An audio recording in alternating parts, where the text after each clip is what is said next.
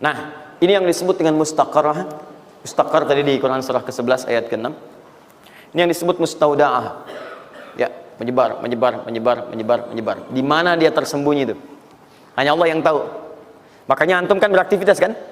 Ada yang berdagang, ada yang kerja jadi karyawan, jadi gini, di pengusaha macam-macam untuk mendapatkan apa? Itu yang menyebar ini. Ya.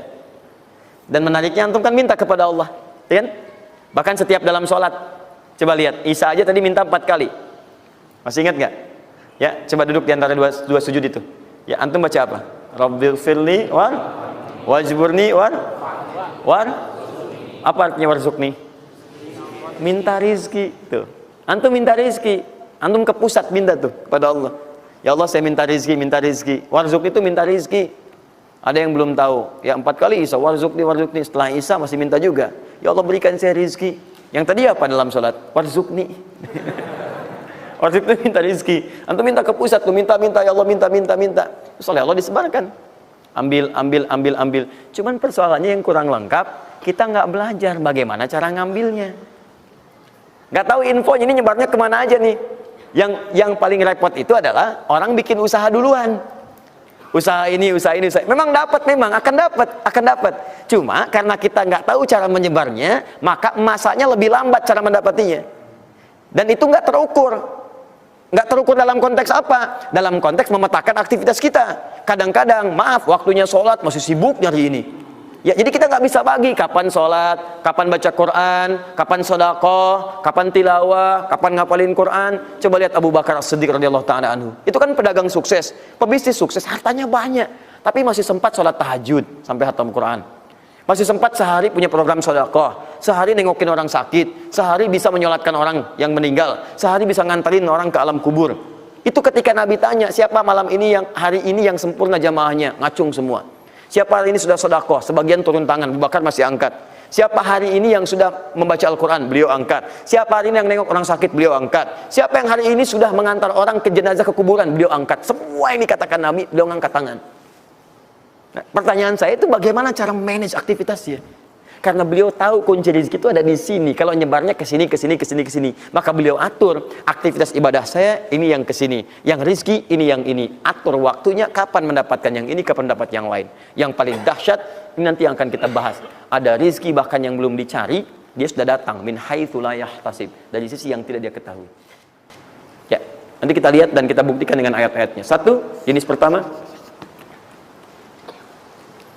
rezeki yang mutlak dicari dengan ikhtiar.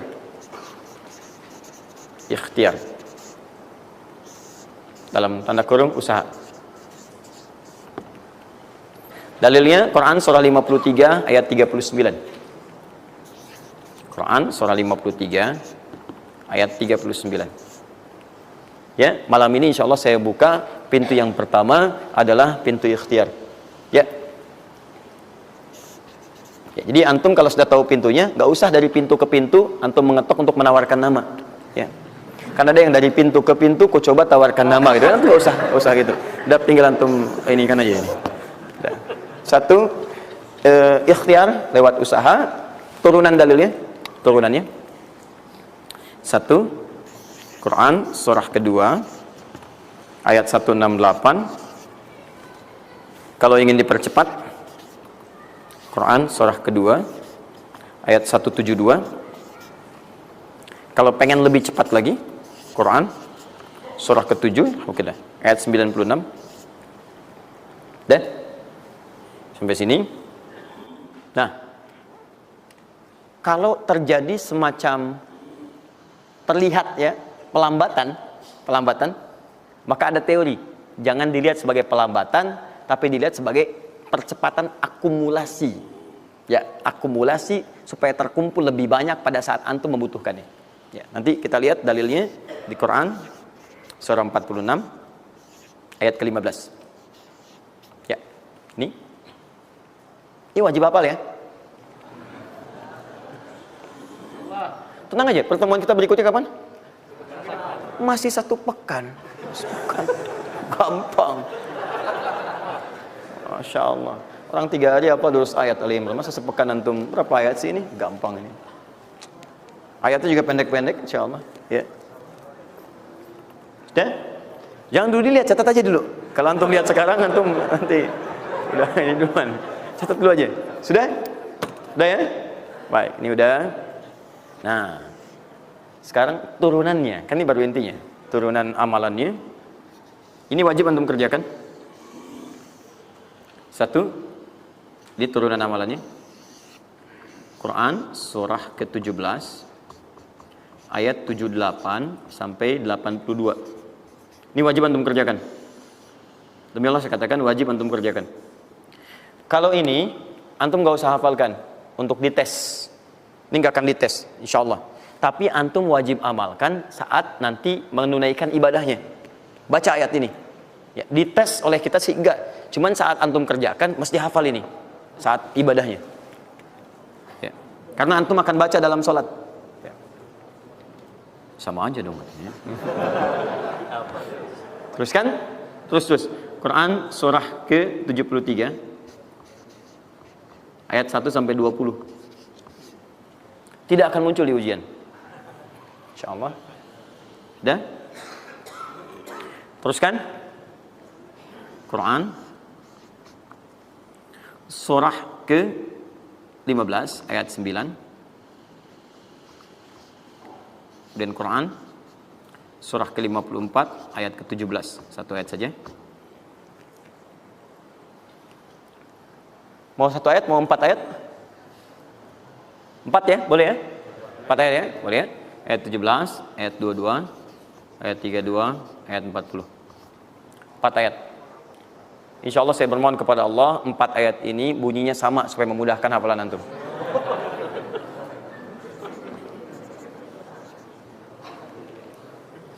Lima. Sudah? Tahan.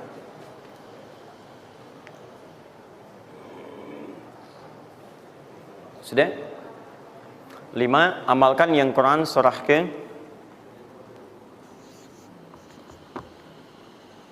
51 ayat 18. Ini untuk mempercepat pengabulan doa. Jadi kalau antum minta seketika. Sudah?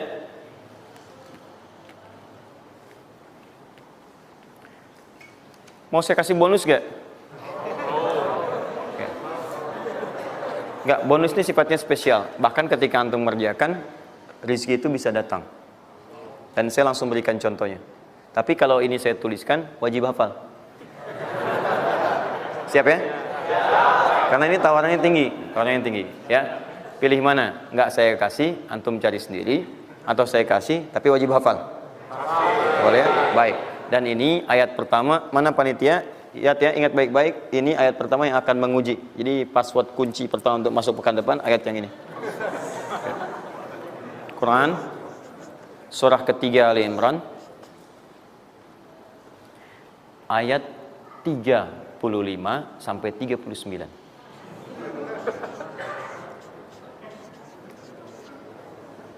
Gampang ya?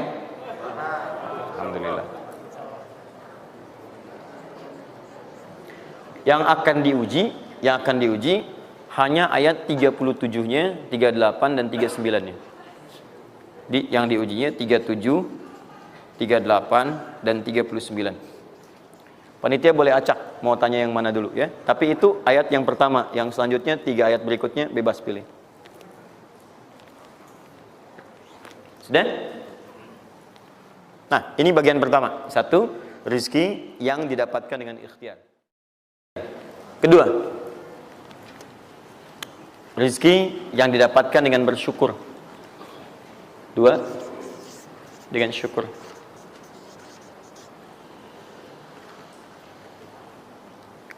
Dalilnya Quran surah ke-14 ayat 7. Quran surah 14 ayat 7.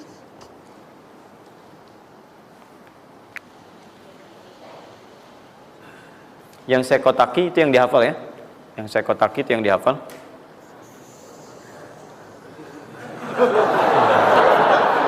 Iya. Enggak, ini inti ayatnya. Saya serius, ini inti. Ini harus ada. Karena ini saya sering katakan ketika Anda menghafalkan, itu spirit ayatnya ada dalam jiwa kita. Kalau bisa udah otomatis gitu. Udah otomatis. Jadi begitu antum mengerjakan itu, antum ingat. Dan ketika antum berniaga pun, antum ingat. Jadi, kalau antum sedang misalnya usaha apa, ada sholat tuh, antum refleks. Sholat. Karena tahu dengan sholat itu rezeki bertambah, bukan berkurang. Jelas ya? Nah, terus kan? Ini, Quran surah 14 ayat 7. Saya naikkan ke atas ya. Turunannya. Quran surah ke-9 ayat 103. Saya urutkan berdasarkan amalan. Dan Quran surah 9 ayat ke-60.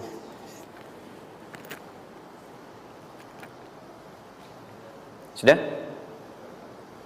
Ingat, bahkan Allah langsung menamai ibadah ini dengan ibadah yang sifatnya bisa menambah rezeki. Cuman kadang orang nggak sadar, taunya diambil. Tapi kalau pengertian secara bahasanya sebetulnya bukan berkurang, nambah malah. Nambah. Cuman orang tuh nggak sadar ketika dia mau ditambah rezekinya, dia malah nggak mau. Karena merasanya diambil, dikurangi. Ya, nanti kita akan lihat. Jangan lu dibuka ayatnya, Pak, ya. Itu saya. Nah, tawaran saya yang kedua nih. Ya, ini kan tadi tawaran pertama. Mau nggak saya kasih bonus lagi? Nah, saya serius. Ketika Anda kerjakan, penambahannya langsung minimal 700 kali lipat nilainya. Mau? Alhamdulillah. Sama, ini 3, ini pun harus 3. Ya.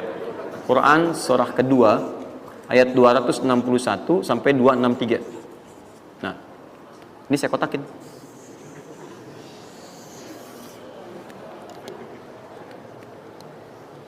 Sebentar. Quran surah kedua ayat 261 sampai 263. Saya mohon izin ya, saya lihat dulu satu. Supaya nggak online maksud saya. Pokoknya Anda online ada masalah dengan saya nanti. Nanti saya kasih di akhir, rumus cepat menghafalkan. Sudah? Nah. 2. Nah, yang ketiga, nanti saya simpan dulu aja supaya Anda fokus yang ini dulu untuk berlatih selama sepekan. Ya, berlatih selama sepekan. Supaya nanti, karena yang ketiga ini lebih cepat lagi. Lebih cepat. Saya khawatir Anda melakukan lompatan langsung pada yang ketiga. Nah, persoalannya kita mesti berurut karena yang satu dengan dua ini keduanya saling bersinergi. Begitu yang kedua udah dapet, yang ketiga lebih mudah. Ya, karena sudah punya kebiasaan dari yang pertama tadi. Kalau saya munculkan yang ketiga sekarang, maka persoalan terbesarnya adalah kebanyakan orang nanti akan meninggalkan yang ini yang paling bahaya. Semuanya pada di masjid aja gitu kan, dan sebagainya. Jadi nggak ada di kantor kosong, di bank kosong. Jadi hilanglah kehidupan di muka bumi. Ya. Jelas ya? Nanti kalau ini udah enak, nanti saya turunkan ini yang dikejar oleh sahabat kemudian. Sampai Utsman bin Affan, Abdurrahman bin Auf tuh hobinya cuma nungguin tahajud aja. Nungguin tahajud, datang. Bukan nggak kerja. Karena semuanya sudah melewati batas ini. Ini udah selesai, mereka pindah pada level yang ketiga. Itu kalau tiap malam lomba, dikisahkan oleh Imam An-Nawawi dalam kitabnya Tibyan, itu lomba dengan Abdurrahman bin Auf, Tamim Ad-Dari, itu tiap malam paling minimal sekali khatam Al-Quran dalam tahajudnya. Tapi dahsyatnya, besoknya, sekiannya itu selalu datang. 60, kalau kita sekarang 60 kontainer datang, isinya emas, perak, berlian, macam-macam. Ya, kebayanglah kalau ke PTM datang 60 kontainer isinya emas, perak. Makanya nggak ada yang dikasih lagi sekarang. Ini yang saya mohon maaf ya, mungkin teman-teman yang lain punya kebiasaan. Saya tuh kalau ada ulama atau yang lain baik, saya contohkan dari sana. Tapi kalau nggak ada, atau ada pengalaman kita yang baik, yang kira-kira tidak menghadirkan perasaan yang berlebihan, saya bagi, mungkin Antum bisa ikuti. Nah, saya coba membiasakan yang orang-orang dulu biasakan, guru-guru saya biasakan. Dan itu pengaruhnya sangat dahsyat. Kalau Antum mau lebih cepat lagi, biasakan begini. Menerima pendapatan dari manapun, walaupun bukan gaji atau apapun, cobalah Antum keluarkan dari situ, niatkan sebagai sedekah. Saya ulang ya, menerima berapa peser pun dari manapun pendapatan, coba Antum keluarkan sebagai sedekah. Misal 2,5%, 5%, keluarkan aja. Bagi siapa. Demi Allah saya katakan, begitu Antum kerjakan itu karena Allah, maka Allah akan merawat Anda dan menjadikan dunia kecil bagi Anda. Apapun yang Anda butuhkan, ada kecil sekali. Dan Anda sudah nggak melihat, nggak ada nilainya tuh, dunia itu. Ya, jadikan kebiasaan itu. Kalau ada pakaian sudah Anda pakai, datang lagi yang baru, ini yang lama, kasih aja. Yang layak dipakai dan sebagainya. Seperti itu, biasakan. Begitu Anda biasakan, nanti Allah jadikan kecil dunia bagi pandangan Anda. Nggak ada nilainya. Dah. Paham ya? Itu kalau antum mau ikuti silahkan, atau kalau mau bertahan di yang pokok silahkan. Saya sudah katakan, saya tidak akan menambah waktu lagi karena sudah jam 10. Pas 12 menit tadi apa yang saya minta. Dan saya tutup dengan kalimat, kalau ingin dimudahkan menghafal ayat-ayat yang disampaikan, maka caranya cuma dua. Satu, yakinkan antum bisa menghafalkannya. Yakin, jangan ragu. Bisa. Yang kedua, anggap mudah. Anggap mudah. Pokoknya kalau sedang ada merasa susah, mudah. Bisa insya Allah. Ya, siap? Ya, mudah atau susah? Yakin? Berapa ayat tadi? Sedikit. Itu banyak tuh jadi susah. Saya ulang, jangan pulang. Mudah atau susah? Mudah atau susah? Yakin? Nah, berapa ayat?